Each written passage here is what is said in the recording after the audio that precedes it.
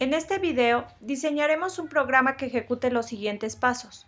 Definir dos estructuras para representar los datos de una persona y un proyecto. Declarar una variable de tipo persona y otra de tipo proyecto denominadas persona y proyecto respectivamente. Solicitar al usuario los datos para inicializar a las variables e imprimir los datos en pantalla utilizando las estructuras. Empezamos por definir el diagrama de flujo del algoritmo. Comenzamos con el inicio. Se define a la estructura proyecto con las variables miembro, clave y nombre, una de tipo entero y la otra de tipo cadena. Se define a la estructura persona con las variables miembro, nombre y teléfono de tipo cadena, edad de tipo entero, peso de tipo flotante y proyecto de tipo proyecto. Se crea e inicializa una variable de tipo proyecto llamada proyecto. Se crea e inicializa una variable de tipo persona llamada persona. Se imprime en pantalla el contenido de la estructura persona. Y se concluye con el algoritmo.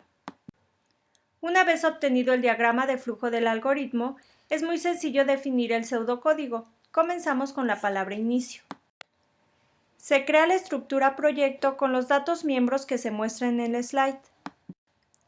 Se crea la estructura persona con los datos miembro que se muestran en el slide. Se crea e inicializa una variable de tipo proyecto llamada proyecto. Se crea e inicializa una variable de tipo persona llamada persona. Se imprime el contenido de la variable persona. Y se concluye con el pseudocódigo. Una vez obtenido el pseudocódigo, es muy sencillo traducirlo al lenguaje C. Se inicia especificando las bibliotecas de funciones que utilizará el programa. En este caso, tan solo se requiere de la biblioteca stdio.h. Se define una estructura denominada proyecto. Se declaran las variables miembro de la estructura. Se utiliza el operador typedef para definir un nuevo tipo de dato denominado proyecto del tipo de dato struct_proyecto. Posteriormente se define una estructura denominada persona. Se declaran las variables miembro de la estructura.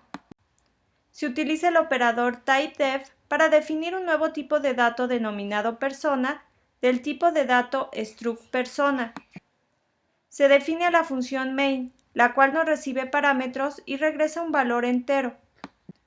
Se declara una variable de tipo persona con identificador per1. Se declara una variable de tipo proyecto con identificador pro1. Se invoca la función printf para que muestre en pantalla el mensaje nombre .